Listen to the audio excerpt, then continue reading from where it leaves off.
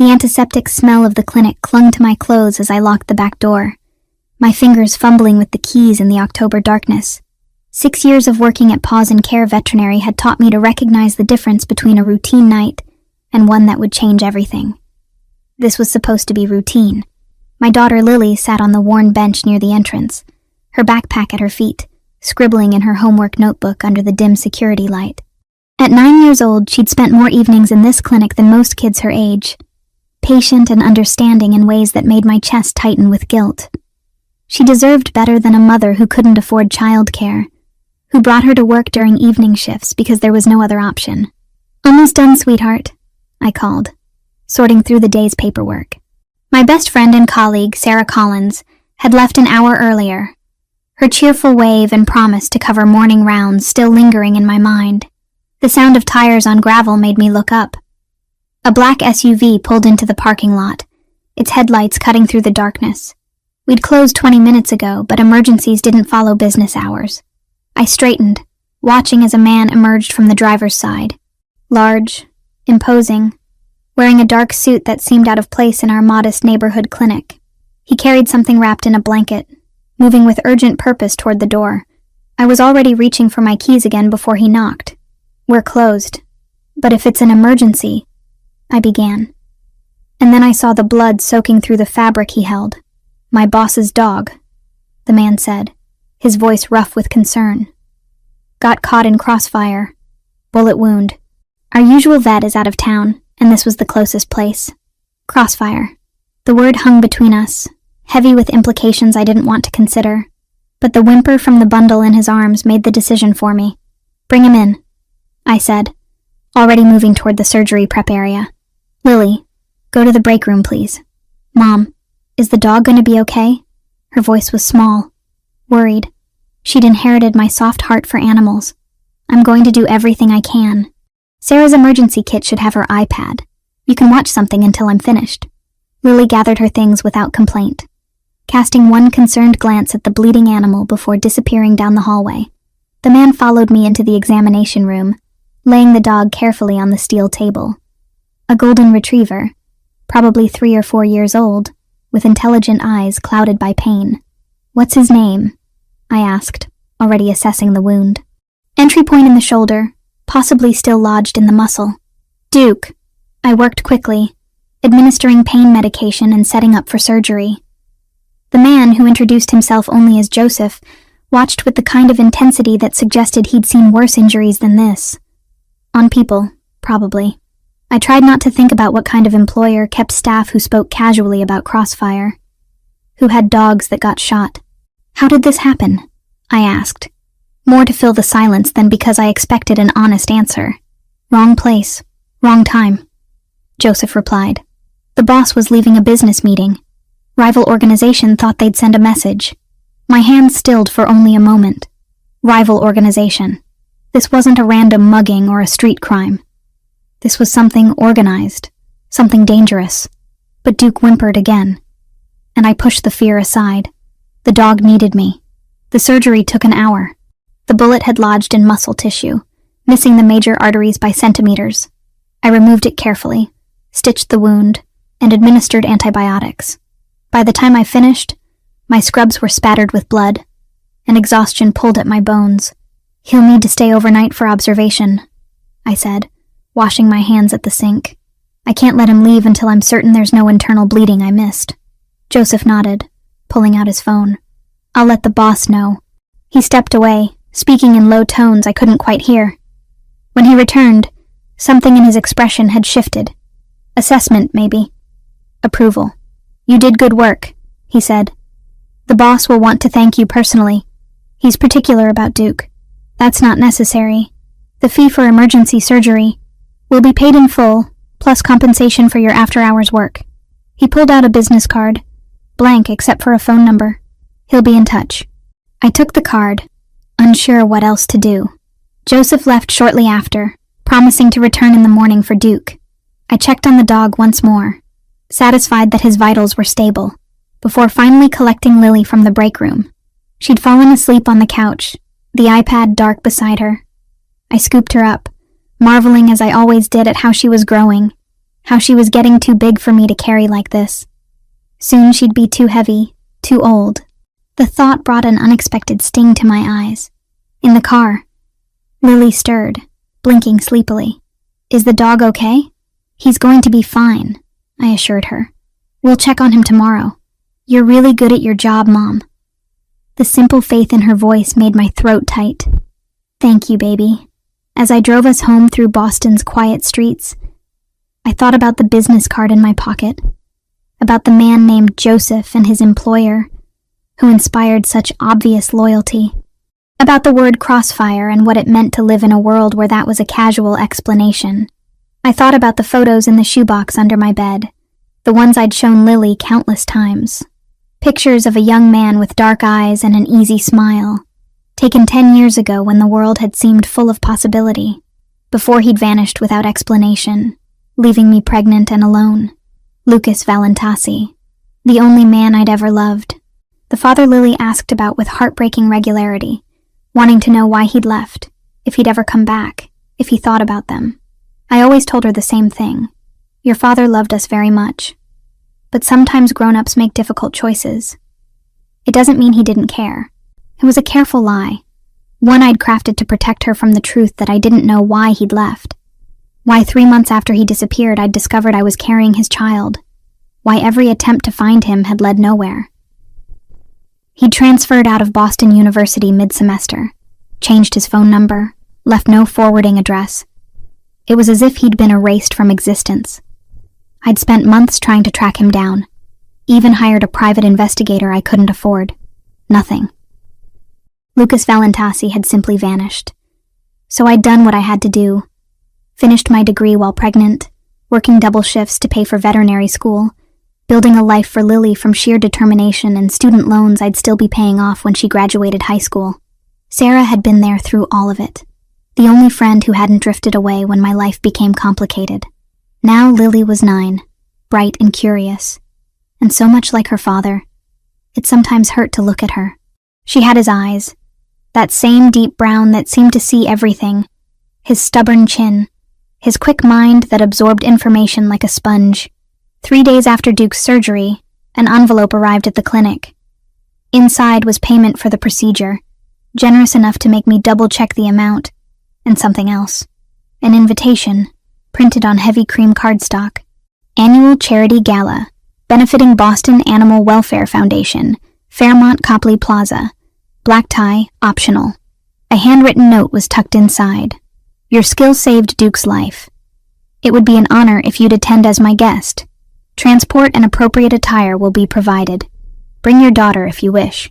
She shouldn't have to wait alone while her mother works. It wasn't signed, but I knew who it was from. The mysterious boss who valued his dog enough to send Joseph racing across the city for emergency care. Part of me wanted to decline, to keep my distance from whatever world produced men who spoke casually about Crossfire. But the date was a Saturday, and Lily had been asking to see Duke, worried about the sweet-natured retriever who'd whimpered so pitifully on my surgery table. And if I was honest, curiosity gnawed at me. Who was this man? Why did he care enough to invite me to a charity event? I showed the invitation to Sarah during our lunch break. She whistled low. The Fairmont? Jessica, that's serious money. Are you going to go? I don't know. It feels strange. Strange how? Someone's grateful you saved their dog. This is a nice gesture. Joseph mentioned rival organizations. I said quietly. Crossfire. Sarah, I think the man who owns Duke might be... I trailed off, unable to say it out loud. Saying it made it real, made it a choice I was actively considering rather than something that had simply happened. Sarah's expression grew serious. You think he's connected? Connected. Such a careful word for what we both knew she meant. Maybe. I don't know. Probably I'm overthinking it. Do you want to go? Did I? The practical part of me knew I should decline politely, maintain professional distance, avoid getting involved with someone whose dog got shot in Crossfire. But another part, the part that had been dormant for 10 years, felt a small spark of curiosity. When was the last time I'd dressed up, attended an event that wasn't Lily's school function? When had I last done something just for me? Maybe, I admitted, Lily would love it. She's been so patient, spending all her free time here because I can't afford a sitter. Then go, Sarah urged. One night won't hurt, and it's for charity. What's the worst that could happen? I should have known better than to ask that question, even hypothetically. The universe had a dark sense of humor about such things. The dress arrived 2 days later, delivered to my apartment by courier. Deep red silk, elegant without being ostentatious, with a matching wrap and shoes in my exact size. Tucked inside was another note. For Saturday. A car will collect you at 7. He'd known my size, my shoe size, my address. The attention to detail should have unnerved me more than it did. Instead, I found myself trying on the dress that evening, while Lily did homework at the kitchen table. You look like a princess, she breathed when I emerged from the bedroom. It's too much, I said, studying myself in the mirror, but I didn't take it off. Are we really going to a fancy party? It's not a party exactly. It's a fundraiser for animal shelters. I smoothed the fabric over my hips. Sarah offered to come with us, help keep an eye on you. Lily's face lit up. Can I wear my Christmas dress? Her Christmas dress was dark green velvet, purchased on clearance last January because it had been too good a deal to pass up. With her dark curls and Lucas's eyes, she'd look beautiful. Yes, sweetheart, you can wear your Christmas dress. Saturday arrived with the kind of autumn clarity that made Boston magnificent. All golden light and crisp air. I spent the day anxious and second-guessing, but when the car arrived precisely at 7, sleek and black with a professional driver, Lily's excitement was contagious. Sarah met us at the Fairmont, elegant in a charcoal dress she'd borrowed from her sister. Ready for an adventure? She asked, squeezing my hand. The ballroom was breathtaking. Crystal chandeliers cast prismed light across tables draped in cream and gold. Women in designer gowns mingled with men in tailored tuxedos. I felt immediately out of place, a veterinarian in borrowed silk pretending to belong among Boston's elite. Stay close, I murmured to Lily, who was wide-eyed at the decorations. Massive arrangements of white roses and gold-painted branches created a forest of elegance. We found our table near the center of the room, Sarah making conversation with the other guests while I tried to calm my racing heart. This had been a mistake. I didn't belong here. I should gather Lily and leave before... Look at all the balloons! Lily suddenly exclaimed, pointing to a cluster of gold helium balloons drifting near the ceiling. Before I could stop her, she slipped from her chair and darted between tables, chasing the balloons with the single-minded determination of a child who'd spotted something wonderful. I rose quickly, apologizing to our table mates, and followed her through the crowd. Lily, come back here, I called, trying to keep my voice low. But she was fast, weaving between guests with the agility of youth. I lost sight of her for a moment, panic flaring, and then I spotted her. She'd stopped, frozen in place, staring up at a man who stood talking to a group of businessmen. Tall, broad-shouldered, wearing a tuxedo that probably cost more than my monthly rent. Dark hair touched with gray at the temples, a strong jaw, an air of authority that made everyone around him seem diminished. I pushed through the final cluster of guests and reached Lily's side, grabbing her hand. I'm so sorry, I began, looking up at the man. She got excited about the decorations and the words died in my throat. 10 years. 10 years of wondering, of searching, of showing Lily photographs and telling her stories about her father. 10 years of building a life alone. And there he was, Lucas Valentasi, older, harder, with lines around his eyes that hadn't been there before, but unmistakably him. The same dark eyes, the same presence that had drawn me to him a decade ago. He was staring at Lily, his face draining of color as he recognized what I'd seen the moment she was born. She had his eyes, his chin, the same way of tilting her head when she was processing something new. Lily looked from him to the photo she'd undoubtedly memorized from the box under my bed. I watched the realization dawn on her young face, watched her piece together the man in the picture and the man standing before her. I think you're my father, she said, her voice clear and certain in the sudden silence that had fallen around us. Lucas's eyes snapped to mine, recognition and shock warring in his expression. The room seemed to hold its breath. I couldn't move, couldn't speak. could only stand there clutching Lily's hand while my past collided catastrophically with my present. His face went pale, absolutely bloodless as he stared at me. At the woman he'd abandoned, at the daughter he'd never known existed. Time fractured into fragments. The ballroom noise faded to white static. Lucas stared at me with an expression I couldn't decipher. His jaw clenched so tightly I could see the muscle jumping beneath his skin. The businessman he'd been speaking with melted away, sensing the shift in atmosphere. The sudden tension that made the air feel charged and dangerous. Jessica. My name emerged rough, disbelieving. He took a step forward, then stopped as if some invisible barrier prevented him from getting closer. His eyes dropped to Lily, who still held my hand, her small fingers gripping mine with increasing tightness as she sensed something was wrong. I found my voice, though it came out steadier than I felt. We should go. Lily, come on. Wait. Lucas's hand shot out, not touching me, but blocking our path. Please, just wait. There's nothing to say. The words tasted like ash. 10 years of wondering, of building walls around the hurt he'd caused. And here he stood in a tuxedo that probably cost more than I made in 3 months, looking at our daughter as if she were a ghost. There's everything to say. His voice dropped lower, urgent. Not here. Somewhere private. Sarah appeared at my elbow, her face pale but determined. Jessica, maybe you should hear him out. I wanted to refuse. Wanted to grab Lily and run, just as I'd wanted to do 10 years ago when I'd realized he wasn't coming back. But Lily's eyes were fixed on Lucas with an intensity that made my chest ache. She'd spent 9 years wondering about her father, asking questions I couldn't answer. Didn't she deserve to hear whatever excuse he could offer? 5 minutes, I said coldly. That's all you get. Lucas nodded, relief flickering across his features. He gestured toward the exit, and I noticed for the first time that Joseph stood nearby, his presence no longer coincidental. He'd known. When he brought Duke to my clinic, when he watched me work, he'd known exactly who I was. We followed Lucas through the ballroom, Sarah trailing behind with a protective hand on Lily's shoulder. People watched us pass, their curiosity evident even through polite smiles. Lucas led us to a private office off the main corridor, wood-paneled and elegant, clearly set aside for the hotel's most important guests. Once inside, he closed the door and turned to face us. In the brighter light, I could see the changes that 10 years had carved into his features.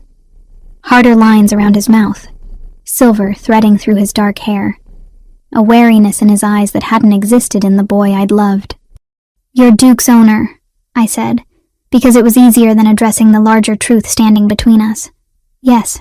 He ran a hand through his hair, a gesture I remembered from late night studying together, from lazy Sunday mornings in his dorm room. I need to explain. You need to explain why you disappeared? Anger broke through my carefully maintained composure. Why you changed your number, transferred schools, vanished without a single word. I was pregnant, Lucas. 3 months pregnant when I finally accepted you weren't coming back. His face went ashen. You tried to reach me? Of course I tried to reach you. My voice rose, and I forced myself to breathe, aware of Lily watching us with wide eyes. I called everyone I could think of. Your roommate said you'd transferred. Your parents' number was disconnected. It was like you'd been erased from existence. I didn't know. The words came out strangled.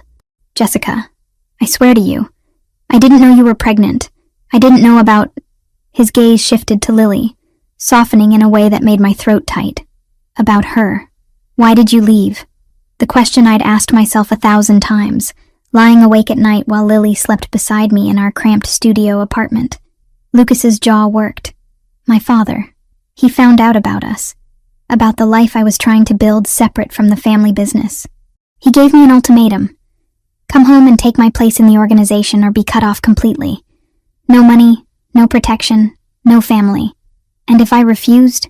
He paused, his eyes haunted. He made it clear you would be in danger. That anyone I cared about would become a liability. So you just left. Bitterness colored every word. Without explaining, without giving me a choice. I was 22 and terrified. His voice cracked. My father was not a man you refused. The things he threatened to do to you if I didn't comply. He shook his head. I thought if I disappeared completely, if you had no way to contact me, you'd move on. You'd be safe. Safe? I laughed, the sound harsh. I was alone and pregnant, working 2 jobs to pay for veterinary school, barely scraping by. That's the safety you gave me. I'm sorry. The words fell flat, inadequate. If I had known, would it have changed anything? I challenged. Would you have defied your father, stayed with me, risked whatever consequences he threatened? Silence answered me, and that silence said everything I needed to know. Lily's voice broke the tension. What's your name? Lucas crouched down to her level, and I saw his hands trembling slightly. Lucas Valentasi. I'm Lily. She studied him with the directness only children possess. You look like the pictures Mom showed me. From when you were younger. What did your mother tell you about me? Lily glanced at me, uncertain. I nodded, giving her permission. She said you loved us very much, but you had to go away. That it wasn't because of anything I did, because I wasn't born yet. She said sometimes grown-ups make hard choices. Lucas's eyes closed briefly, and when they opened, they were bright with unshed tears. Your mother was right. I did love her. I do love her. And you, his voice broke. You're beautiful. Smart. I can see it in your eyes. I'm 9, Lily offered. I like animals. I want to be a veterinarian like Mom when I grow up. 9? Lucas repeated the number as if it were a prayer or a curse. 9 years I missed. First steps, first words, birthdays. You don't get to do that, I interrupted, my voice sharp. You don't get to mourn the life you chose to abandon. You made your decision, Lucas. You chose your father's empire over us. He stood, facing me fully. You're right. I did. I made the wrong choice, Jessica, and I've regretted it every single day since. But I can't change the past. I can only... The sound of shattering glass cut him off. One moment we stood in tense conversation. The next, the window behind Lucas's desk exploded inward. I reacted on instinct, grabbing Lily and pulling her behind me as Lucas threw himself forward, covering both of us with his body. More glass rained down, and I felt the whisper of something passing overhead, too fast to see. Lucas's weight pressed me down, his arms wrapped around Lily and me, shielding us from the danger I couldn't fully process. Stay down, he commanded, his voice transformed from pleading to authoritative in a heartbeat. Joseph burst through the door, weapon drawn, followed by 2 other men I hadn't noticed at the event. Sniper, northeast building. One of them reported tersely. Missed by inches. Get them out, Lucas ordered. Back exit, use my car. Full security detail. What about you, boss? I'll follow. Just get them somewhere safe, now. I tried to process what was happening as Joseph hauled me to my feet, his grip firm but careful. Sarah grabbed Lily, who had gone silent with shock. We were ushered out of the office, through a service corridor I hadn't known existed, downstairs that seemed to descend forever. The garage beneath the hotel was dimly lit, filled with expensive cars that gleamed under fluorescent lights. Joseph directed us toward a black SUV, bulletproof by the look of its reinforced construction. He opened the rear door, practically pushing us inside. Lily pressed against me, trembling. Mom, what's happening? I don't know, baby. I wrapped my arms around her, my own heart hammering. But we're okay. We're safe. Sarah slid in beside us, her face tight with fear. Jessica, this is insane. We need to call the police. No police. Lucas appeared at the vehicle, breathing hard. Blood stained his tuxedo jacket, though I couldn't tell if it was his. They can't help with this. Someone just shot at us, I said, hearing the hysteria creeping into my voice. At my daughter. At Lily. I know. His expression was grim. That's why you need to come with me. Both of you. It's not safe for you to go home. Are you insane? I'm not going anywhere with you. I'm taking my daughter home, calling the police, and they'll kill you. Lucas's bluntness cut through my panic. Jessica, the people who just tried to eliminate me saw you and Lily with me. In public, where everyone could witness the connection. They'll use that against me. Use you against me. Use us how? But I already knew. I'd watched enough movies, read enough news stories. Hostages, leverage, the innocent people caught in the crossfire of wars they didn't understand. Please.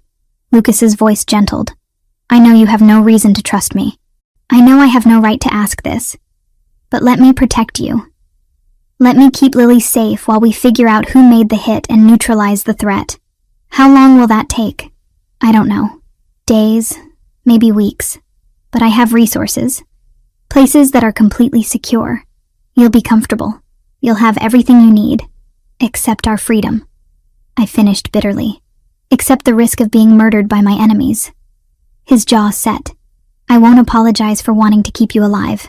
Sarah touched my arm. Jessica, I think he's right. Someone just tried to kill you. Whatever he's involved in, you're part of it now whether you want to be or not. I looked at Lily, at her pale face and frightened eyes, and felt the weight of impossible choices crushing down on me. Go with Lucas, and enter a world I'd spent 10 years avoiding, or refuse, and risk that whoever had fired that shot would try again with better aim. If we do this, I said slowly, if we go with you, I need answers.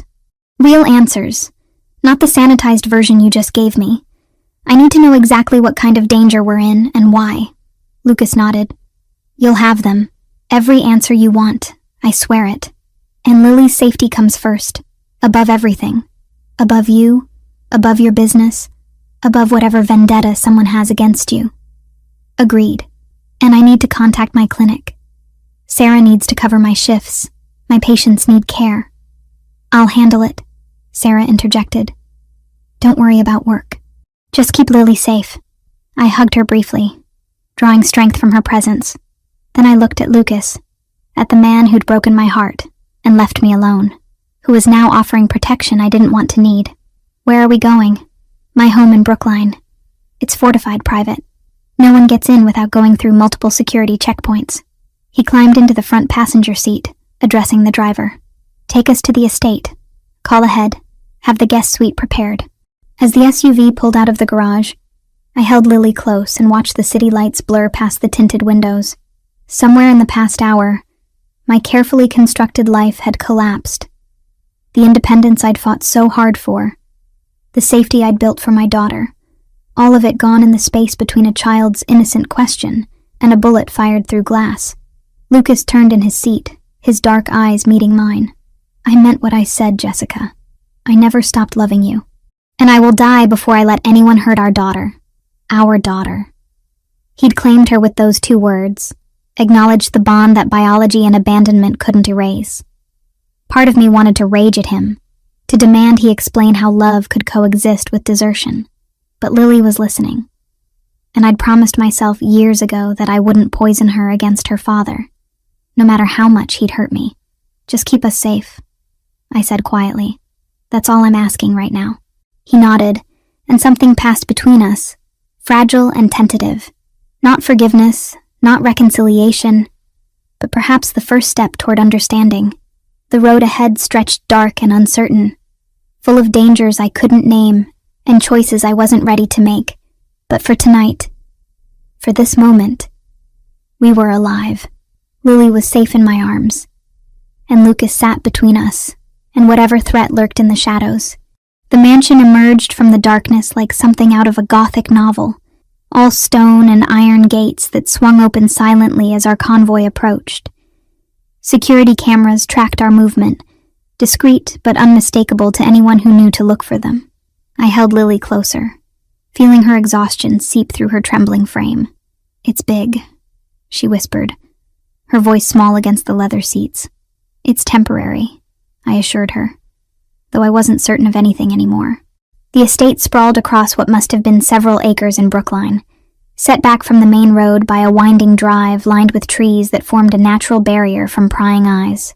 The main building was 3 stories of pale stone with tall windows that gleamed in the floodlights. Classical architecture mixed with modern security features, creating an effect that was both elegant and fortress-like. Joseph parked near the front entrance where 2 men in dark suits waited. Lucas climbed out first, speaking quietly to them before opening my door. His hand extended to help me down, and I hesitated only briefly before taking it. His palm was warm, calloused in ways I didn't remember from 10 years ago. "The blue suite is ready," one of the guards reported. "Mrs. Romano has prepared refreshments." Lucas's jaw tightened at the name, but he nodded. "Thank you, Michael. Tell her we'll need clothing for a 9-year-old girl and her mother." "Size?" He glanced at me questioningly. "I can provide my own clothing," I said coldly. "Your apartment isn't safe to return to right now." His tone was patient but firm. "Please, Jessica, let me handle the details." I gave him Lily's size and my own, hating the necessity, hating the loss of control this entire situation represented. We followed Lucas through heavy double doors into a foyer that took my breath, despite my determination to remain unimpressed. Marble floors, a sweeping staircase, artwork that probably cost more than my yearly salary. Wealth displayed with the kind of confidence that came from generations of money and power. "This way." Lucas led us up the stairs, down a hallway decorated with what I suspected were original paintings.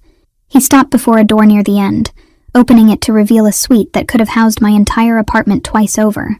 2 bedrooms connected by a sitting area furnished in shades of cream and soft gray. Large windows overlooked the back gardens, though heavy curtains could be drawn for privacy. A bathroom visible through another door featured a soaking tub and separate shower. "There's a phone by the bed," Lucas explained, pointing to the bedside table. "Dial 0 for the kitchen, 1 for security, 2 for household staff. Anything you need, ask." "What I need is to go home," I said. But the protest sounded weak even to my ears. Lucas moved to the windows, checking that the locks were engaged. "In the morning we'll talk. I'll explain everything, answer every question you have. But tonight, you both need rest." He turned to Lily, who watched him with wary curiosity. "Are you hungry? Thirsty?" She shook her head, pressing closer to me. "I'm tired." "Then sleep. You're safe here, I promise. No one gets past the gates without my permission, and there are guards at every entrance." He moved toward the door, then paused. "Jessica, I know you don't trust me. You have every reason not to. But I meant what I said. I will protect you both with my life." After he left, I helped Lily change into the pajamas that had been laid out. Soft cotton that fit her perfectly. Someone had anticipated our needs with unnerving accuracy. Mrs. Romano, whoever she was, had thought of everything from toiletries to slippers. "Mom, are we really in danger?" Lily asked as I tucked her into the massive bed. I sat beside her, smoothing her dark curls away from her face. "I don't know all the details yet, but Lucas seems to think someone might try to hurt us because they saw us together. Because he's my father?" The word still felt strange, too real after years of abstract explanations. "Yes, because you're his daughter, and bad people might try to use that against him." "Is he a bad person?" The question I'd been avoiding since the moment I recognized him. Was Lucas a bad person? He'd abandoned us, chosen his father's criminal empire over the life we could have built together. But he'd also thrown himself between us and a sniper's bullet, arranged this protection without hesitation. The truth was more complicated than good or bad. "I think he's made choices I don't agree with," I said carefully. "But he's trying to keep us safe now. That's what matters tonight." After Lily fell asleep, I stood at the window, staring out at the darkened grounds. Somewhere beyond those walls, someone wanted Lucas dead badly enough to take a shot at him in a crowded hotel. And now, Lily and I were caught in the crossfire of a war we didn't understand. My phone buzzed in my purse. Sarah had texted, "Let me know you're okay. I'll handle everything at the clinic. Don't worry about work." I typed back, "We're fine, safe. I'll call tomorrow." A soft knock at the door made me tense. I crossed the room quietly, checking through the peephole before opening it. Lucas stood in the hallway, changed out of his blood-stained tuxedo into dark jeans and a gray sweater that made him look younger, more like the man I'd known in college. "Can we talk?" he asked. "Just for a few minutes." I stepped into the hallway, pulling the door mostly closed behind me so our voices wouldn't wake Lily. "Make it quick." He ran a hand through his hair, that familiar gesture of frustration. "I need to explain about tonight. About who might have targeted us." "Us? You mean you?" "They were targeting you, Lucas. Lily and I just happened to be collateral damage. No. His voice was sharp. Once they saw you with me, saw Lily, you became targets yourselves. That's how this works. Family is leverage, Jessica. The triad of the Green Dragon has been trying to expand into territory my family controls. This was their move, showing they could reach me anywhere. Triad of the Green Dragon. The name sounded like something from a movie. You're telling me we're in danger from an organized crime syndicate because of something your family did. My family has controlled certain operations in Boston for 3 generations. Import, export, legitimate businesses mixed with less legitimate ones. The triad wants in, and they're willing to escalate violence to get what they want. He leaned against the wall, exhaustion evident in the lines around his eyes. When my father died 2 years ago, I inherited everything. The business, the enemies, the obligations. You could have walked away. Could I? His laugh was bitter. You think it works like that? That I could just resign, hand in my notice, and go work at a regular job? I'm in this for life, Jessica. The only way out is death. The blunt honesty chilled me. Then why did you invite me to that gala? Why risk exposing us to your enemies? Because I didn't know you existed. He met my eyes steadily.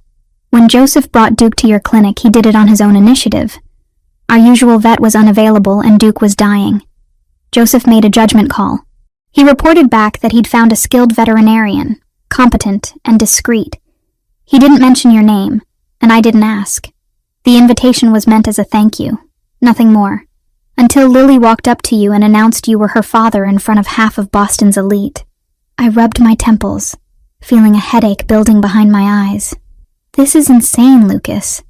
This entire situation is insane. I know. He stepped closer, and I caught the scent of his cologne. Something expensive that still carried hints of the cedar aftershave he'd worn in college. But we're in it now, and I need you to trust that I can handle this. I've already reached out to the Triad leadership, proposed a meeting to discuss terms. Terms? They tried to kill you tonight, and I'll respond appropriately. But there are protocols, rules even in this world. They made their move, demonstrated their capability. Now we negotiate. I offer them something they want more than my territory, and they back off. And if they don't? His expression hardened, revealing glimpses of the man he'd become. Someone far more dangerous than the boy I'd loved. Then I eliminate the threat permanently. The casual way he said it sent ice down my spine. You mean kill them? I mean protect my family by any means necessary. I've built this organization on strategy and intelligence, not unnecessary violence. But I won't hesitate to defend what's mine. What's mine? He kept using that phrase, claiming ownership of Lily and me with the same confidence he probably claimed everything else in his life. We're not yours, Lucas. You don't get to make that claim after 10 years of absence. You're the mother of my child. That makes you mine to protect whether you like it or not. He held up a hand as I opened my mouth to protest. I'm not claiming ownership of you as a person, Jessica. I'm stating fact. In my world, family is everything. And you and Lily are my family, whether you accept that or not. I wanted to argue, to maintain the anger that had sustained me through 10 years of raising Lily alone. But exhaustion was winning, and the reality was that we needed his protection right now. Pride wouldn't stop a bullet. How long? I asked wearily. How long before we can go home? I don't know. Days, maybe a week. I need to confirm who ordered the hit, ensure they understand the consequences of targeting you again, and make arrangements for ongoing security. He paused. There's something else you should know. I'm having DNA testing done. My back stiffened. You think I'm lying about Lily being yours? No. Look at her, Jessica. She has my eyes, my features. I know she's mine. His voice gentled. But I need official confirmation for legal purposes. If something happens to me, I want her protected. That means documentation, inheritance rights, trust funds. She deserves the security my name can provide. The practical reasoning made sense, but it still stung. Fine. Do your tests. But don't expect me to suddenly welcome you into her life, as if the past 10 years didn't happen. I don't. He moved closer, close enough that I had to tilt my head back to maintain eye contact. But I'm asking for the chance to know her, Jessica. To be her father, not just the man in photographs you showed her. Will you give me that? The question hung between us, loaded with implications I wasn't ready to unpack. Lily deserved to know her father, deserved the relationship I'd always told her he wanted if circumstances allowed. But letting Lucas into her life meant letting him into mine, meant forgiving abandonment I'd never fully processed. We'll see, I said finally. Prove you can keep us safe. Prove this isn't just guilt or obligation, making you suddenly care about a daughter you didn't know existed until tonight. Then we'll talk about what role you can have in her life. He nodded, accepting the conditional terms.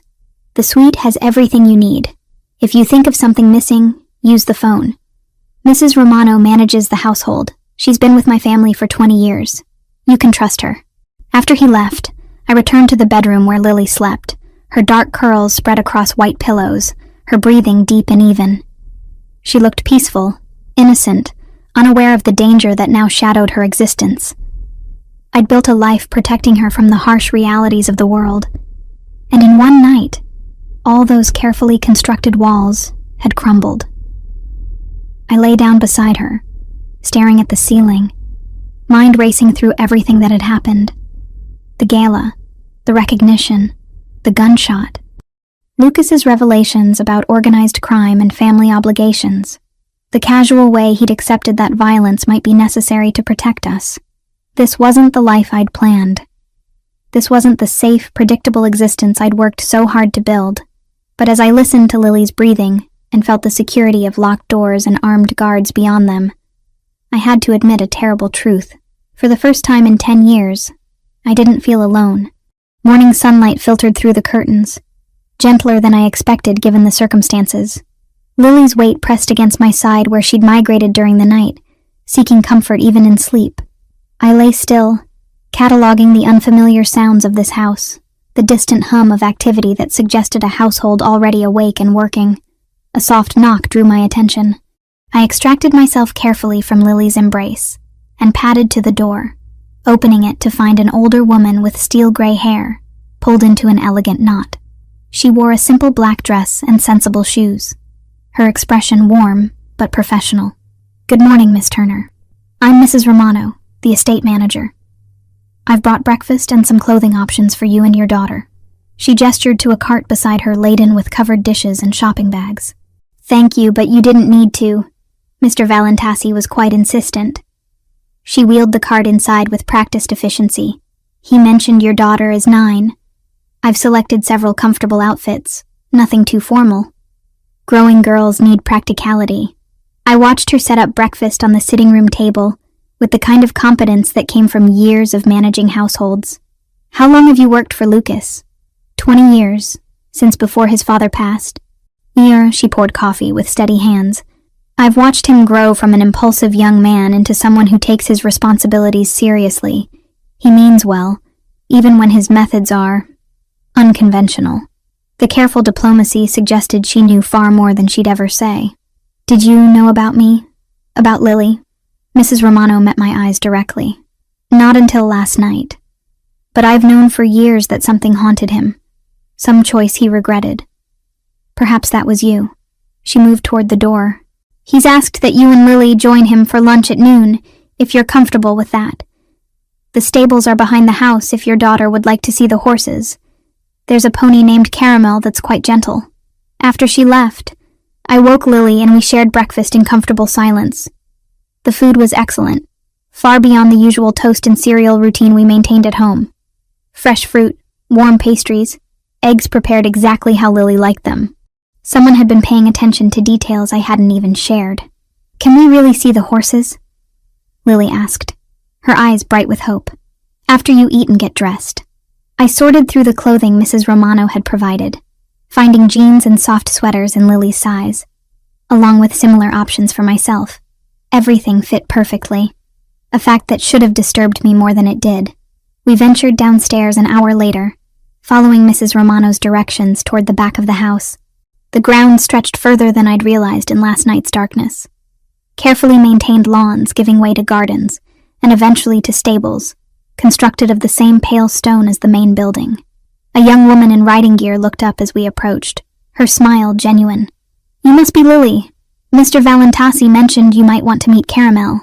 The pony in question was a sturdy brown animal with intelligent eyes and a gentle temperament.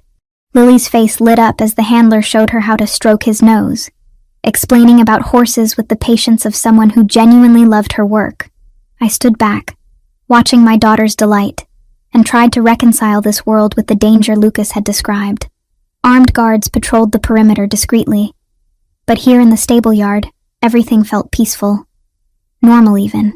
"She's beautiful with him." Lucas's voice came from behind me, and I turned to find him dressed casually in jeans and a dark sweater, looking more approachable than he had in his tuxedo or blood-stained suit. Natural with animals, like her mother. "Don't do that." I kept my voice low, aware of Lily nearby. "Don't pretend you know her based on genetics and 10 minutes of observation." "You're right." He moved to stand beside me, maintaining careful distance. "I don't know her, but I'd like to, if you'll let me." I watched Lily feed Caramel an apple slice under the handler's supervision. "She asked about you constantly when she was younger. Where's Daddy?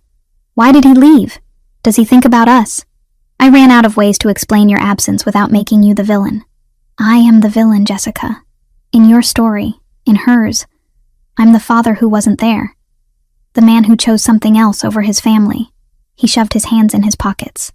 "But I'm here now, and I'm asking for the chance to be better. To be present. For how long? Until the next threat emerges? Until your organization demands something that conflicts with fatherhood?" I faced him fully. "What happens when being a parent inconveniences your business, Lucas? What will you choose then?" His jaw set. "I would choose differently now. I can't change the past, but I can control my future. Our future if you give me that chance." Before I could respond, Lily called out, "Mom, look, Caramel likes me." We both turned to watch her, and in that moment, I saw genuine emotion on Lucas's face. Not the controlled mask he'd worn at the hotel or during his careful explanations last night, but raw longing for connection with the daughter he'd never known. "She's remarkable," he said quietly. "Brave, kind, curious. You raised her well." "I raised her alone," I corrected, but the words lacked heat. Anger was exhausting, and I'd been tired for so long. We spent another hour at the stables before returning to the house. Lucas had arranged for a tutor to work with Lily on her schoolwork, ensuring she wouldn't fall behind during our unexpected stay. A middle-aged woman named Patricia arrived with materials and patient enthusiasm that won Lily over immediately. While Lily studied, Lucas invited me to his office, a masculine space of dark wood and leather that smelled of old books and that same cedar cologne. He gestured to a comfortable chair before settling behind his desk. "I want to explain how things work," he began. "Not the sanitized version, but the truth. You deserve to understand what protecting you entails." I nodded, steeling myself for whatever revelations would come. "My family has operated in Boston for 3 generations, starting with my grandfather, who immigrated from Italy after the war.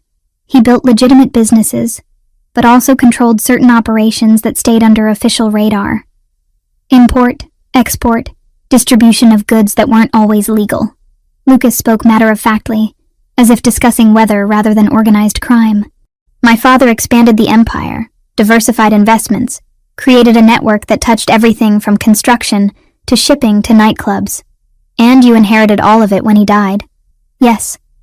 Along with the enemies he'd made, the territories he'd claimed, the obligations he'd created." He opened a folder on his desk, showing me photographs and documents I couldn't fully process. "The triad of the Green Dragon has been expanding into traditional Italian family territories across the East Coast. They want access to our ports, our distribution networks. They've been pressuring smaller families, absorbing their operations through intimidation and violence. And they think they can intimidate you. They're trying. Last night was their opening move, demonstrating they could reach me anywhere. But they miscalculated by making the attempt where you and Lily could be seen." His expression hardened. "In my world, family is sacred. Targeting a man's child crosses a line that invites retaliation. I absorbed this, trying to understand the rules of a game I'd never wanted to play. So what happens now? I've requested a meeting with their leadership. It's happening this afternoon in neutral territory.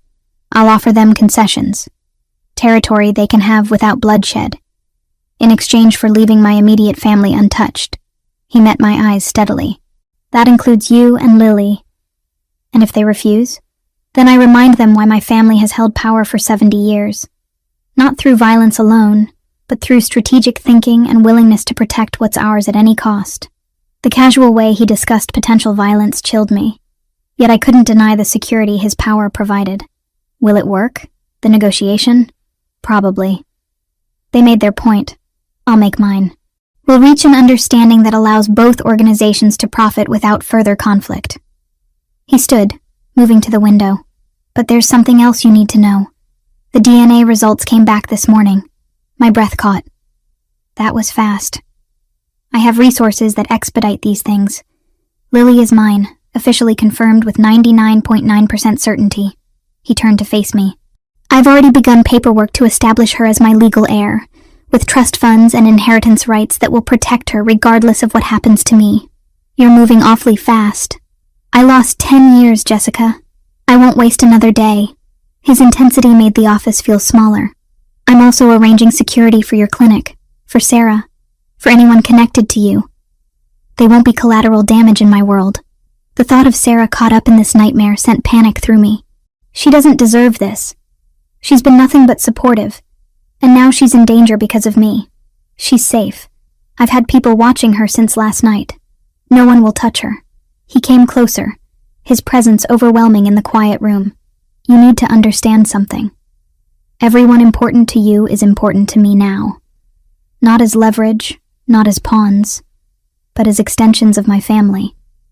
I protect family, even family you've known for less than 24 hours. Even then. He reached out slowly, giving me time to pull away, and tucked a strand of hair behind my ear. His fingers lingered against my cheek, warm and gentle. I know you don't trust me. You shouldn't, given everything I've done and haven't done. But I'm asking you to try, to let me prove that I'm worth trusting this time. The air between us felt charged with unspoken possibilities. 10 years of anger and hurt warred with the undeniable attraction that had never completely died, that flickered back to life under his touch. I stepped back, needing distance to think clearly. Focus on keeping Lily safe. Everything else can wait. Disappointment flickered across his features, quickly masked. Of course. Her safety is paramount. The rest of the day passed in a strange domesticity that felt both surreal and comfortable. Lily finished her lessons, excited by Patricia's teaching methods. We had lunch in a sunlit conservatory, Lucas asking careful questions about Lily's interests, her friends, her favorite subjects. He listened with genuine attention, filing away information about his daughter's life with the same focus he probably applied to business strategies. I called Sarah during a quiet moment, reassuring her that we were fine, that Lucas was handling the situation. She sounded relieved but worried, promising to manage the clinic as long as necessary. He's really Lily's father? She asked quietly. Yes. DNA confirmed it this morning. And you? How are you handling seeing him again? I didn't have an answer that made sense. I don't know yet. Ask me when this is over. Evening brought Lucas's return from his meeting with the Triad. He found me in the library, browsing shelves filled with first editions and rare volumes. The tension in his shoulders suggested the negotiations had been difficult. It's done, he said without preamble. They accepted my terms. You and Lily are off limits, declared family under my protection. They understand the consequences of violating that agreement. Relief flooded through me. So we can go home? Not yet. Give it a few days to ensure they honor their word. But yes, soon you can return to your life. He poured himself a drink from a crystal decanter, his movements controlled. Unless you'd prefer to stay. The invitation hung between us, loaded with implications. Why would we stay? Because Lily deserves to know her father. Because this house is safer than your apartment. Because... He stopped, taking a long drink. Because I'm asking you to give me a chance to be part of your lives in a meaningful way. I studied him. This man who'd broken my heart and now offered protection and connection. What does that look like, Lucas? You being part of our lives while running a criminal organization? Lily having a father who solves problems with violence? It looks like balance. Like teaching her that the world is complicated, that good people sometimes make morally gray choices for the right reasons. He set down his glass. I won't lie to our daughter about who I am or what I do, but I can show her that I'm trying to be better, to build something legitimate for her to inherit instead of just power and danger. Our daughter. He kept claiming that connection, and each time it felt a little less jarring. She already loves you, I admitted. She spent the afternoon talking about how patient you were explaining about horses, how you knew exactly which book she'd like in the library. You're becoming real to her, not just the phantom father from photographs. And you? His voice dropped lower. Am I becoming real to you again? The question demanded honesty I wasn't ready to give. You never stopped being real, Lucas. That was the problem. I spent 10 years trying to hate you, and I couldn't quite manage it. I was too angry, too hurt, too busy raising our daughter to properly despise you. I moved toward the door, needing escape from the intensity of his gaze. But I'm not ready to forgive you either. Not yet. I can wait, he said quietly. I'm patient when it matters. That night, lying beside Lily in the enormous bed, I thought about patience and forgiveness and the complicated reality of loving someone who'd caused terrible pain. Lucas had destroyed me once through absence. Letting him back into our lives risked new destruction. Different, but potentially more devastating. But seeing Lily's joy at knowing her father, watching Lucas transform in her presence from cold authority to gentle parent, I began to wonder if some risks were worth taking, if some relationships deserved second chances, however cautiously granted. The secure phone in my suite rang at 3 a.m, jarring me from restless sleep. Lucas's voice came through tight with controlled urgency. Get Lily and meet me in the panic room. Now. Don't ask questions. Just move. I didn't waste time on fear. Years of single motherhood had taught me to act first and process later. I scooped Lily from her bed, wrapping her in a blanket as she mumbled sleepy protests. Mom, what's happening? Just stay quiet, baby. We need to go somewhere safe. The panic room was exactly where Lucas had shown me during our initial tour, concealed behind what looked like a linen closet. The heavy door swung open at my approach, revealing Lucas and Joseph inside, both armed, both wearing expressions that made my stomach clench. The triad broke the agreement, Lucas said without preamble, pulling us inside. The door sealed with a pneumatic hiss, locks engaging automatically. They've breached the perimeter. 3 vehicles, approximately 15 armed men. I held Lily tighter, feeling her trembling against me. You said they accepted your terms. You said we were safe. I was wrong. The admission cost him. I could see it in the rigid set of his shoulders. They never intended to honor the truce. It was a delaying tactic while they positioned resources for a coordinated strike. Through monitors lining one wall, I watched security feeds showing men in dark clothing advancing across the grounds. Gunfire erupted, brief flashes illuminating the darkness. Lucas's guards returned fire from fortified positions, but the attackers kept coming with disciplined precision. How long can we hold? Joseph asked, studying the screens with professional assessment. Long enough. Lucas moved to a weapons locker, checking ammunition with practiced efficiency. I've called in reinforcements. 20 minutes, maybe less. 20 minutes felt like an eternity, watching men die on those screens. I turned Lily away from the monitors, pressing her face against my shoulder. Don't look, sweetheart. Just keep your eyes closed. She nodded against me, small hands fisting in my shirt. Lucas noticed, his expression softening briefly before hardening again. They won't get inside. This room is built to withstand sustained assault. But when my people arrive, it's going to get loud. Why are they doing this? I demanded. What could possibly be worth this level of violence? Control. Territory. Revenge for perceived slights going back generations. He checked his weapon, movements mechanical. And now, leverage. They know about Lily, about you. They think taking my family will force me to surrender my operations. So this is my fault. If I hadn't brought her to that gala... No, Lucas cut me off firmly. This is their choice. Their escalation. You're not responsible for the actions of violent men, Jessica. The building shook as something exploded outside. Lily whimpered, and I sang softly to her, an old lullaby my mother had sung to me. Lucas watched us, pain etched in every line of his face. "I'm sorry," he said quietly. "I thought I could protect you both without this. I miscalculated their desperation. Save the apologies. Just get us through this alive." The next 15 minutes passed in tense silence broken only by gunfire and the steady commentary Joseph provided based on security feeds.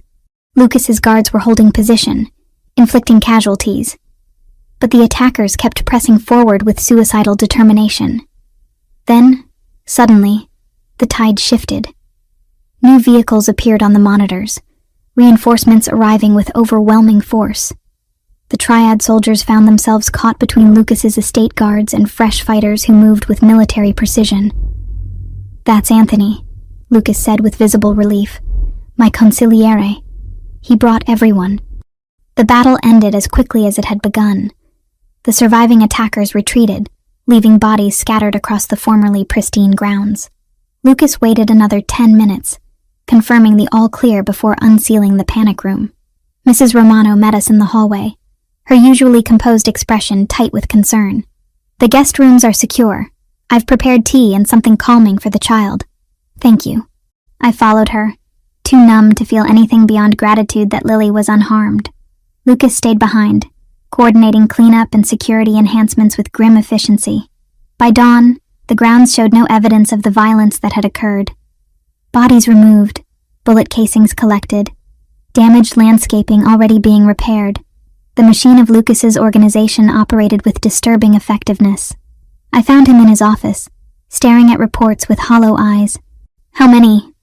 I asked from the doorway. "4 of mine dead, 7 injured. The Triad lost 11. He set down the papers.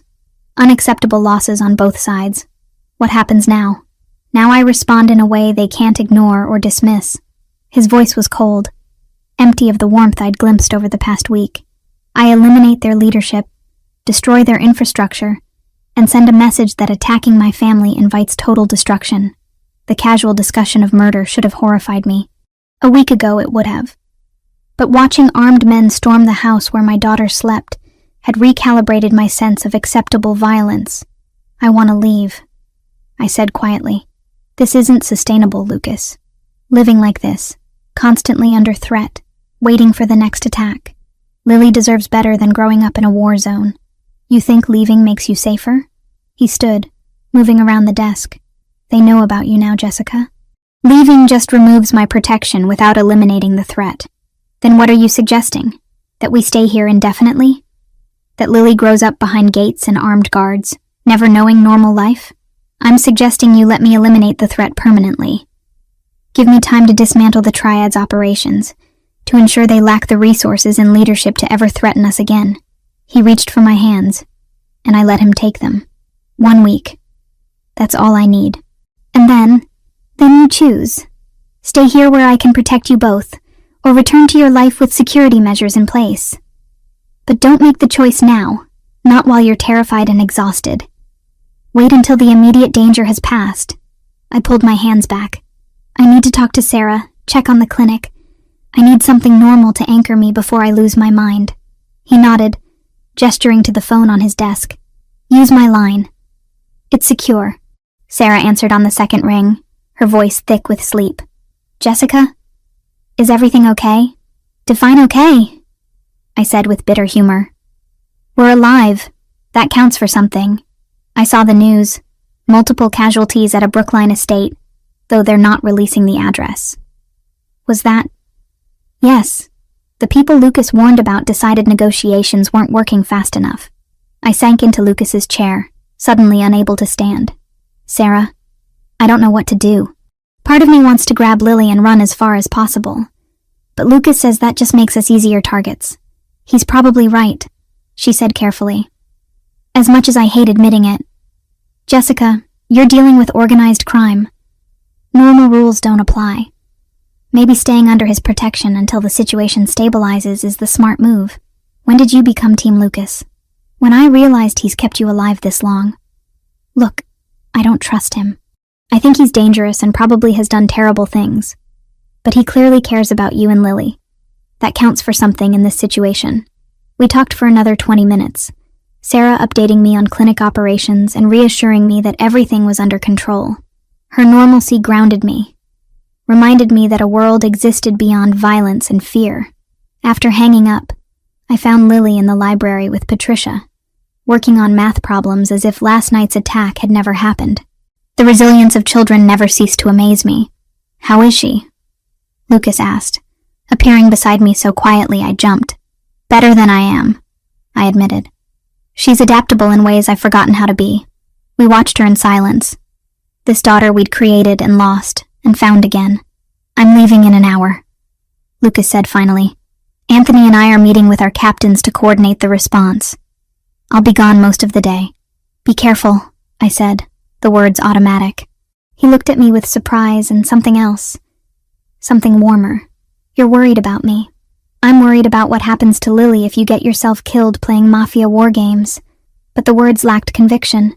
Somewhere in the past week, despite everything, I'd started caring about Lucas Valentasi again. Not the boy I'd loved in college, but the complicated, dangerous man he'd become. "I'll come back," he promised. I always do. The day passed with agonizing slowness. Patricia kept Lily occupied with lessons and games. Mrs. Romano ensured we ate despite lack of appetite. I paced the library, unable to concentrate on anything beyond worry. Evening brought Lucas's return, along with a man I hadn't met before.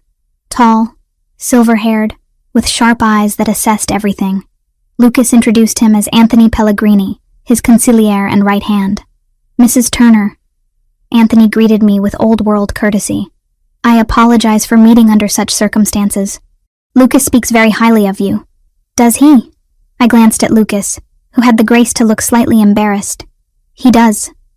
Constantly, in fact. It's become rather tedious." Anthony's dry humor surprised me into a small smile. "I've known Lucas since he was 15, watched him transform from reckless boy into capable leader. I've never seen him as focused or determined as he's been this past week. You and your daughter have given him something worth protecting beyond territory or power." The insight into Lucas's private thoughts unsettled me.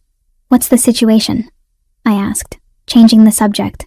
"Under control," Lucas answered. "We've identified the Triad's local leadership and primary operations. Tomorrow we move against their infrastructure simultaneously. Within 48 hours, they'll lack the resources to threaten anyone, and the leadership will no longer be a problem," Anthony said delicately. I didn't ask for clarification. Some details I preferred not knowing. "When this is over, Lucas and I need to have a serious conversation about the future, about what role he plays in Lily's life, and what boundaries exist." "Of course," Lucas agreed readily. "Whatever you decide, I'll respect. But first, let me finish this. Let me make sure you're both truly safe." That night, after Lily fell asleep, I stood on the suite's small balcony, breathing in cold autumn air. The grounds below showed no trace of the battle that had occurred hours earlier. Lucas's world operated on principles of plausible deniability and invisible violence, problems solved before they became public knowledge. A soft sound made me turn to find Lucas in the doorway. "Can't sleep either?" he asked. Too much adrenaline still working through my system. I wrapped my arms around myself. This isn't the life I imagined when I looked at Lily's ultrasound 10 years ago. Single motherhood, yes. Financial struggles, absolutely. But not this. Not armed guards in panic rooms and men dying on security monitors. I know. He joined me at the railing, careful to maintain distance. "I never wanted this for you either. If I could go back, change the choices I made, but you can't." I cut him off gently. "None of us can. We just have to figure out how to move forward from where we are now." "And where is that, Jessica? Where are we?" The question demanded honesty neither of us might be ready for. "I don't know yet. Ask me when people stop trying to kill us. When I can think clearly without fear clouding every decision." He nodded, accepting the non-answer. "Fair enough. But for what it's worth, having you here, seeing you with Lily, it's made me realize what I gave up 10 years ago. What I lost by being too afraid to fight for what mattered. Don't romanticize this, Lucas. We're not some star-crossed lovers reuniting. We're two people dealing with an impossible situation while trying to protect a child. I know, but that doesn't mean I can't hope for more when the impossible becomes merely difficult." He touched my hand briefly, a whisper of contact. Get some rest. Tomorrow will be easier. I doubted that, but I appreciated the lie. As I watched him return to his office to continue planning whatever violence tomorrow would bring, I wondered if forgiveness was possible between us. If trust could be rebuilt from the shattered pieces of abandonment and betrayal. If love, once broken, could ever truly heal. The answer eluded me. Lost somewhere between fear and hope.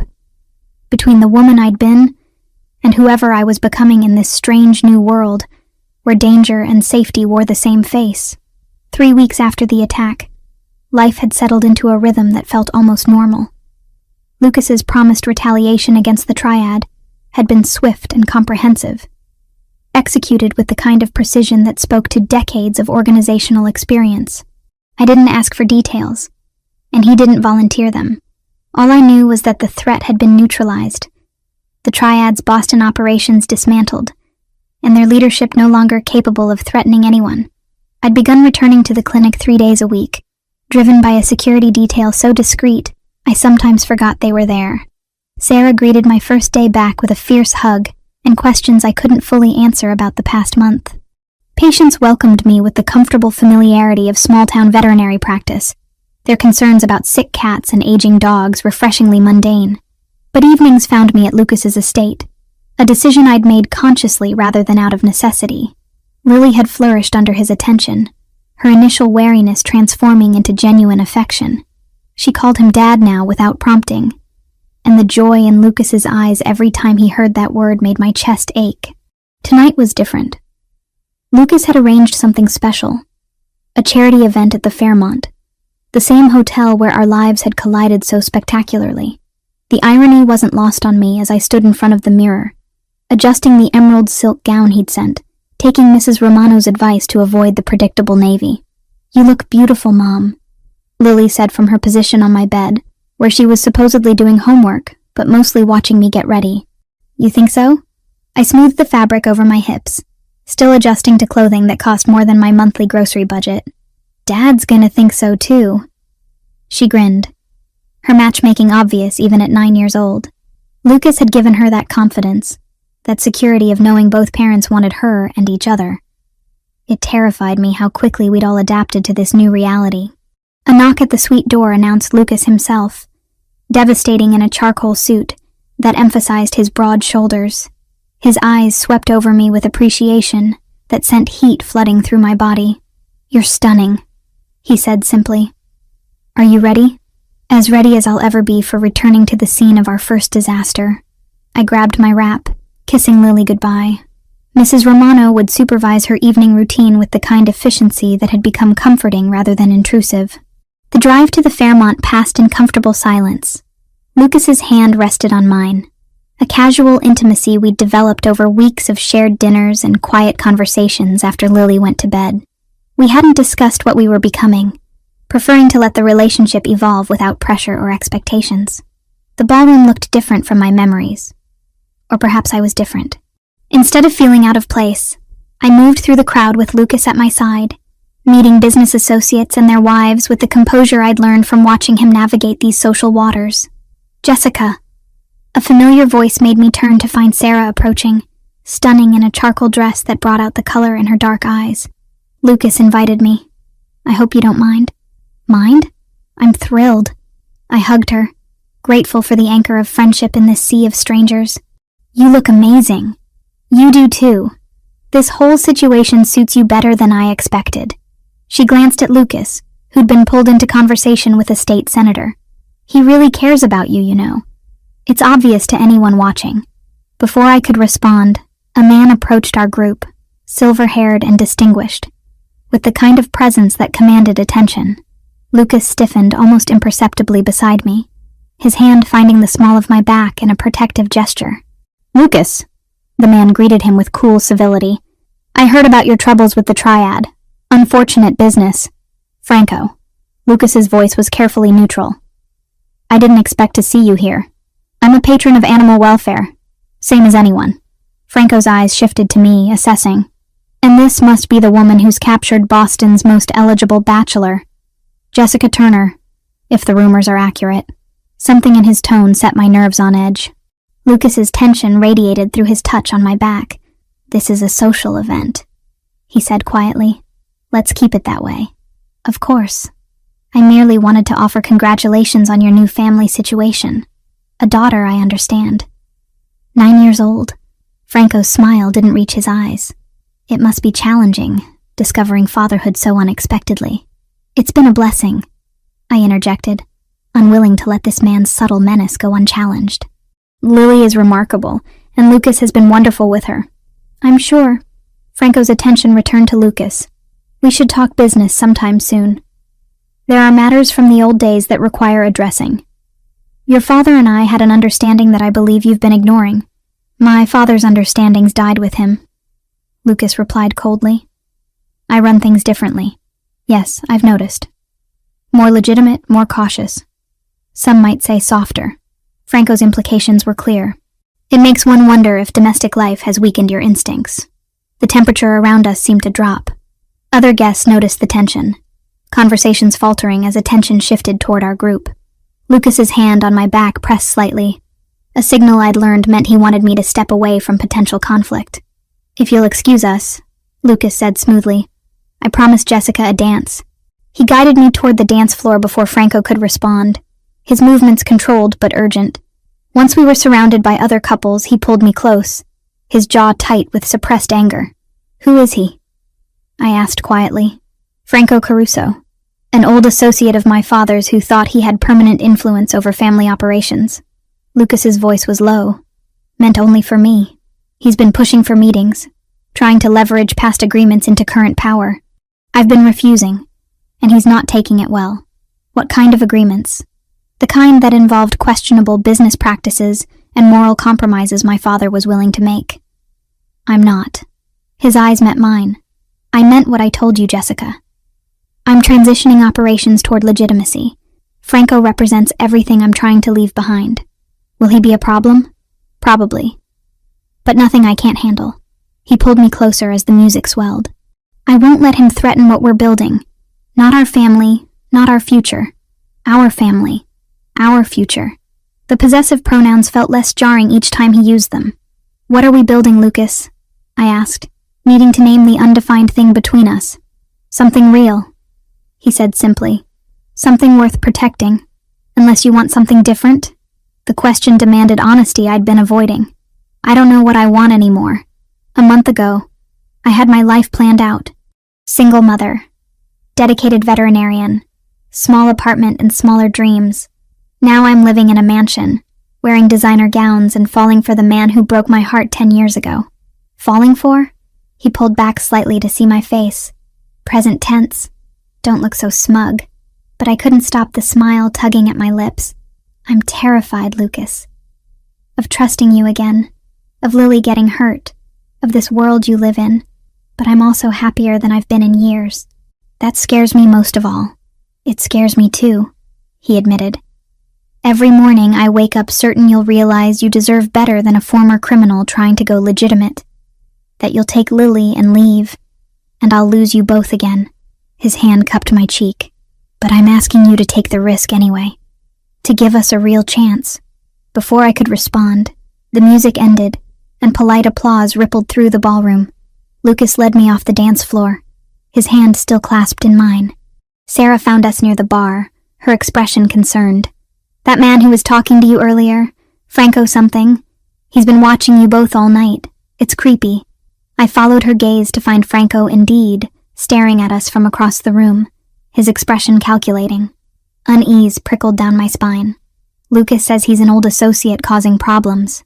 He looks like the kind of problem that doesn't go away easily," Sarah observed. She wasn't wrong. Over the next hour, Franco made his presence known through subtle intimidation. Casual comments to mutual acquaintances about Lucas's management style. Questions about my relationship with Lucas that bordered on inappropriate. By the time we left the event, my nerves were frayed, and Lucas's controlled fury was evident in every rigid line of his body. "He's going to escalate," Lucas said during the drive home. "That display tonight was a warning shot. Franco wants me to know he can reach me, reach my family, anytime he chooses. What are you going to do?" "Handle it." He squeezed my hand, but carefully, legally if possible. I won't give him ammunition to use against me, and I won't expose you and Lily to unnecessary danger. The next morning brought clarity to Franco's intentions. Lucas received an envelope containing photographs, taken over the past 3 weeks. Me leaving the clinic, Lily at her new school, both of us in the estate gardens. The message was clear. Franco had been watching, documenting, threatening. I found Lucas in his office, staring at the photographs with an expression that made me grateful I wasn't Franco Caruso. "He's trying to intimidate you through us," I said, stating the obvious. "It's not going to work." Lucas looked up, his eyes burning with determination. "But I need to handle this differently than I would have before you and Lily. I can't just eliminate the problem through force. I need evidence of his crimes, leverage to ensure he backs off permanently without escalating into war. How long will that take? I don't know. But I have resources, people who can dig into Franco's operations and find what I need." He stood, moving around the desk. "In the meantime, I'm increasing security.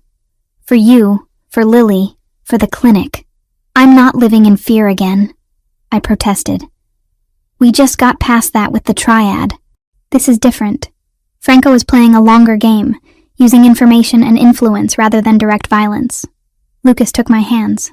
"Let me protect you while I dismantle his ability to threaten us. Please, Jessica." The vulnerability in his request undid my resistance. "Okay, but I want to help. My life, my daughter, my risk to take too. Understanding passed between us. The acknowledgement that we were partners in this now, not just victim and protector.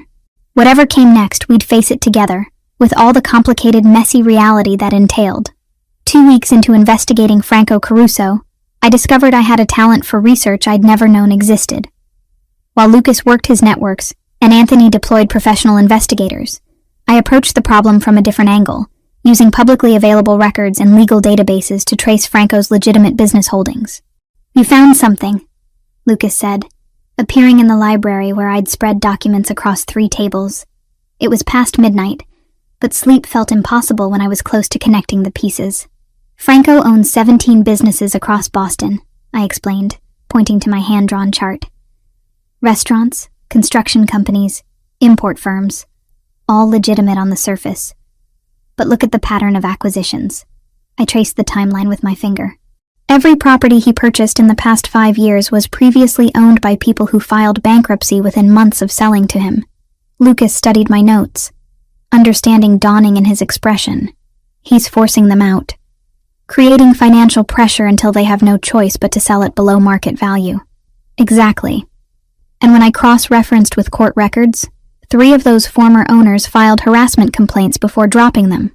2 mentioned threats against family members. I pulled out another document. The complaints were dismissed for lack of evidence, but the pattern is clear. Franco builds his empire through systematic intimidation. This is excellent work, Jessica. Lucas's pride was evident, but harassment complaints aren't sufficient to neutralize him. We need proof of criminal activity, something that would interest federal prosecutors. "What about tax evasion?" I suggested. "These businesses report consistent losses year after year, yet Franco maintains a lifestyle that suggests significant income. Where's the money coming from, if not these supposedly failing enterprises?" "Now you're thinking like a prosecutor." He kissed my forehead, a casual gesture of affection that still made my pulse quicken. "I'll have Anthony's people dig into the financial records, see if we can find evidence of unreported income or money laundering." Over the next week, the investigation intensified. Anthony brought in a forensic accountant who confirmed my suspicions about Franco's finances. The businesses were shells, funneling cash from illegal operations while reporting minimal profit to avoid taxation. It was elegant in its simplicity and absolutely prosecutable if we could prove intent. Meanwhile, Franco continued his campaign of subtle threats. More photographs arrived, showing Lily at school, me at the clinic. Casual comments from mutual acquaintances about how dangerous Boston could be for unprotected families. The message was always the same. Lucas couldn't keep us safe forever. "He's escalating," I told Lucas one evening as we reviewed the latest envelope of surveillance photos. "These are more invasive than before. Closer shots, more detailed locations. I know. Lucas's voice was tight with controlled fury. He wants me to react emotionally, to make a mistake he can exploit. But we're close, Jessica. The accountant found offshore accounts tied to Franco's primary shell corporation. With that evidence, we can build a case strong enough for the federal prosecutors to act. How long?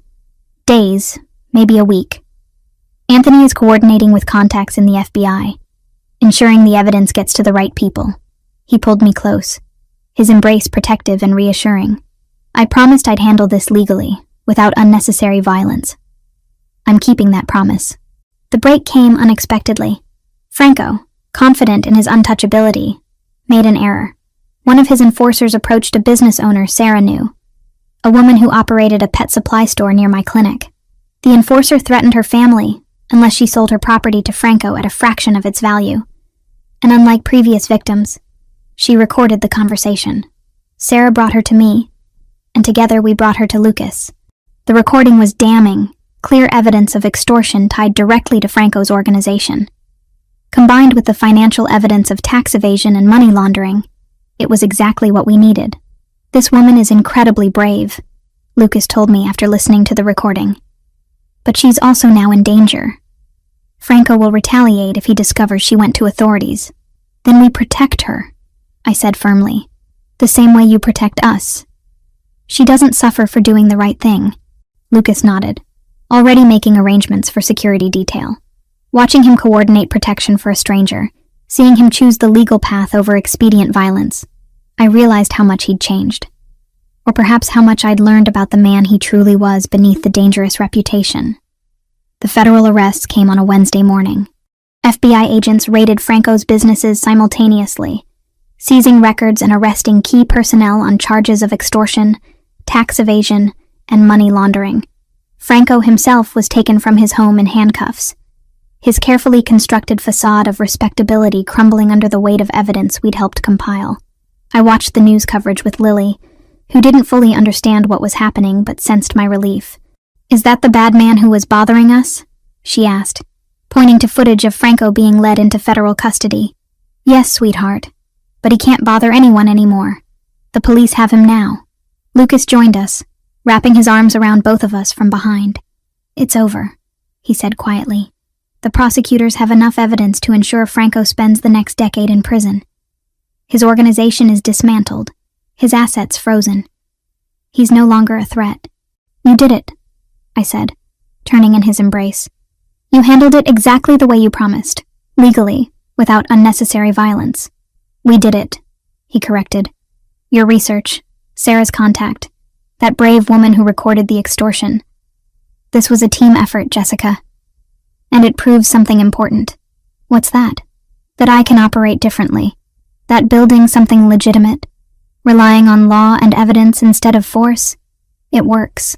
It's what I want for Lily's future. A family business she can be proud of, not an empire built on fear." The words moved me more than I expected. Lucas was choosing a different path, not just for himself, but for our daughter, for the family we were becoming. That night, after Lily went to bed, Lucas and I sat in the library with Sarah and Anthony, celebrating the successful resolution of the Franco situation. Sarah looked between Lucas and me with knowing eyes. "You two have come a long way from that first night at the gala," she observed. "Jessica's less terrified, Lucas is less intimidating, and Lily has both parents who clearly adore her. It's been a journey," I agreed, my hand finding Lucas's automatically. "So what happens now?" Anthony asked. "With Franco neutralized and the triad destroyed, you have breathing room, Lucas. Time to make decisions about the future without immediate threats forcing your hand." Lucas looked at me, the question in his eyes clear. "That depends on Jessica, on what she wants for her life, for Lily's life. I've made my position clear. I want them here, permanently, but that choice belongs to her." All eyes turned to me, waiting for an answer I'd been avoiding for weeks. Did I want to continue this strange new life with Lucas? Accept his world, his protection, his love, or return to the independence I'd fought so hard to maintain? The answer surprised me with its clarity. "I want to stay," I said quietly, "not because I'm afraid or dependent, but because this is where we belong. Lily deserves to know her father, and I deserve a second chance at loving you. It won't always be easy, and we'll have to figure out boundaries and expectations. But yes, Lucas, I want to build a life with you." The joy in his expression was unguarded, transforming him from dangerous authority to the man I'd fallen in love with a decade ago. He pulled me close, kissing me with a tenderness that promised futures and family and forever. Sarah cleared her throat delicately. "I think that's my cue to leave. Congratulations, you crazy kids. Call me tomorrow, Jessica." After she and Anthony departed, Lucas and I sat in comfortable silence, his arm around my shoulders, my head on his chest. "There's something I need to tell you," he said eventually, "about my plans for the business." I looked up at him. "What plans?" "I'm transitioning everything to legitimate operations within the next 2 years. Hotels, real estate development, import companies that only handle legal goods. Anthony will manage the dismantling of remaining criminal enterprises. By the time Lily is 11, she'll inherit a completely clean organization." The magnitude of what he was offering took my breath away. "That's a huge undertaking. Your entire empire, everything your father and grandfather built, isn't worth losing you and Lily." His voice was firm, certain. "I've spent 10 years building power, and it's hollow without family to share it with. I want Lily to grow up proud of what we do, not ashamed or afraid. That means changing everything, from the ground up." I kissed him, pouring 10 years of love and loss and hope into that single connection. When we finally broke apart, both breathing hard, his eyes were dark with desire and something deeper. "I love you, Jessica Turner," he said. "I loved you 10 years ago, and I love you now. Will you marry me? Not because of Lily, not because of security, but because you're the only woman I've ever wanted to spend my life with." The proposal was imperfect, spontaneous, utterly sincere. "Yes," I whispered. "Yes, Lucas Valentasi, I'll marry you." His smile could have lit the entire city. We had challenges ahead, adjustments to make, a life to build from the fragments of past mistakes. But for the first time since he'd disappeared a decade ago, I believed in our future together. Believed that love, however broken, could heal if given the chance. 6 months after Lucas proposed, we stood in the estate's garden where staff had transformed the grounds into something magical. White roses climbed trellises specially constructed for the occasion, champagne petals scattered across a makeshift aisle, and intimate seating for the 40 guests we'd invited suggested celebration rather than spectacle. I wore ivory silk that caught the afternoon light, elegant without being ostentatious.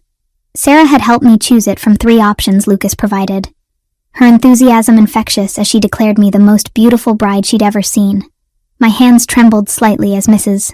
Romano adjusted my veil, offering the kind of maternal support I'd missed since my mother's death.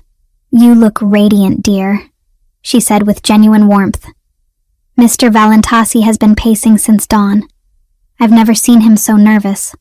The thought of Lucas nervous made me smile. In the month since his proposal, he'd been steadily transforming his operations, transferring criminal enterprises to legitimate holdings with the methodical precision he applied to everything. Anthony managed the complex legal maneuvering, while Lucas focused on building something Lily could inherit without shame.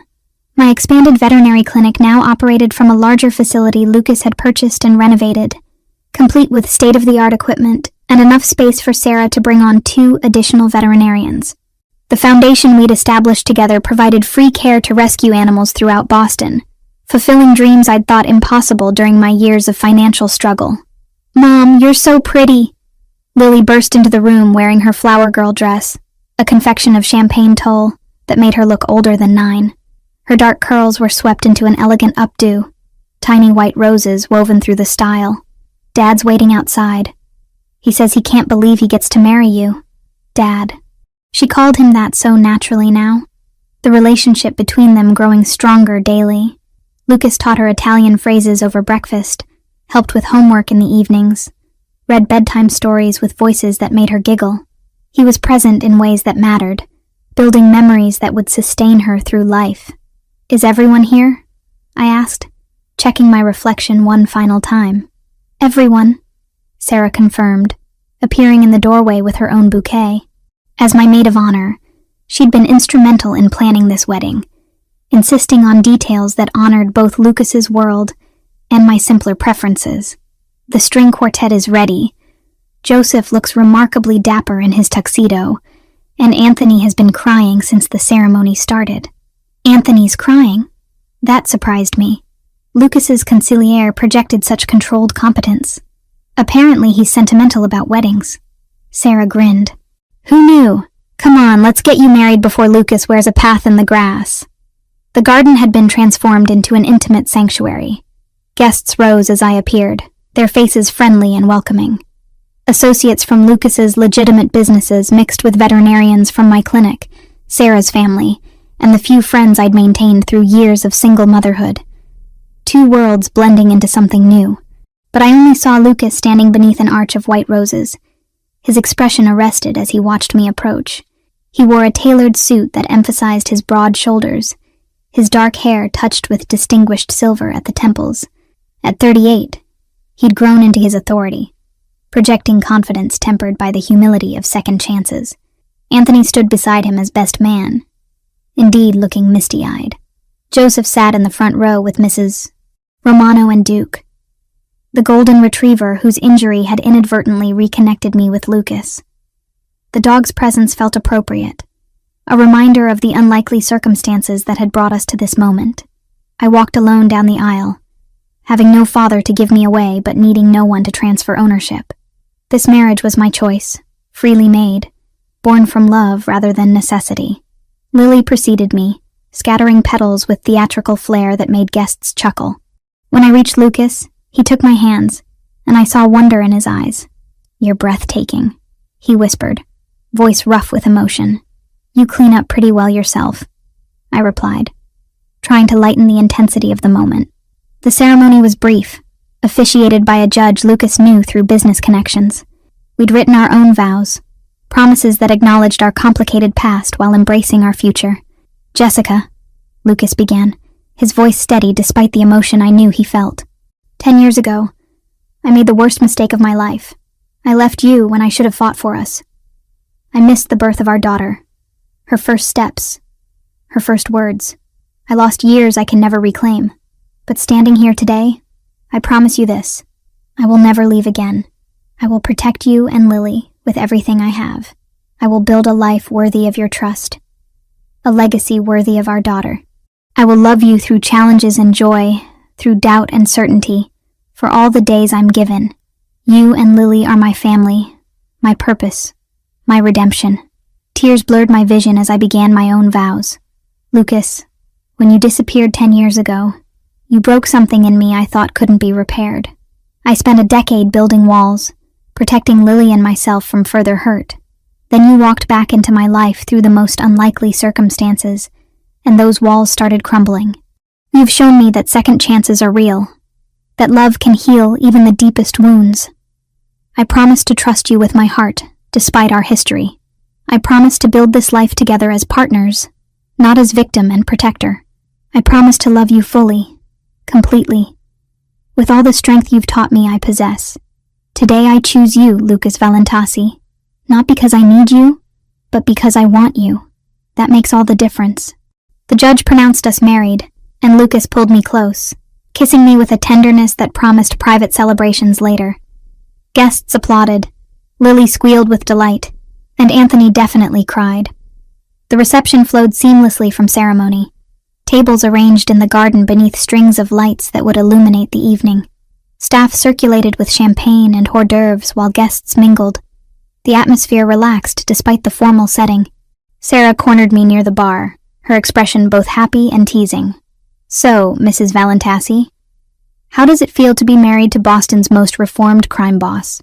Strange, wonderful, terrifying, I admitted. Ask me again in a year when the reality is settled. Fair. But for what it's worth, I've never seen you happier. Lucas is good for you, Jessica. He makes you brave in ways you weren't before. She was right. Lucas had challenged me to expand beyond the safe boundaries I'd established, to risk vulnerability for the possibility of greater joy. Together we were building something neither of us could have achieved alone. Dinner was elegant but approachable. Mrs. Romano having outdone herself with a menu that blended Italian traditions from Lucas's heritage with American comfort food I preferred. Toasts followed, Anthony speaking eloquently about Lucas's transformation, Sarah making everyone laugh with stories from my years of struggling single motherhood. Then Lucas stood, glass raised, his eyes on Lily, who sat at our table in her place of honor. I want to thank everyone for celebrating with us today, but there's one person who deserves special recognition. Lily, will you come here? Our daughter approached with curiosity, and Lucas crouched to her level, producing a small velvet box. When I married your mother today, I gained not just a wife, but a family. You are my daughter in every way that matters, Lily. I love you more than I knew it was possible to love, and I promise to be the father you deserve, today and always.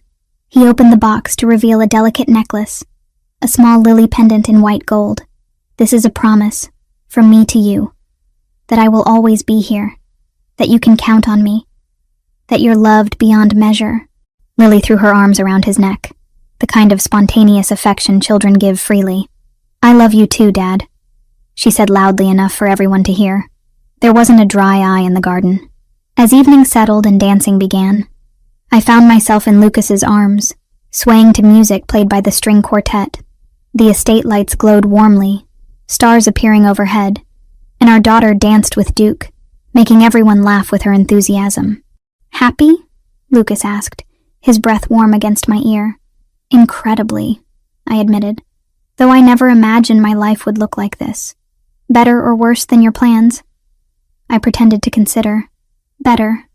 Definitely better. Though I reserve the right to complain when your business keeps you late, or when Lily decides she wants to join the family organization.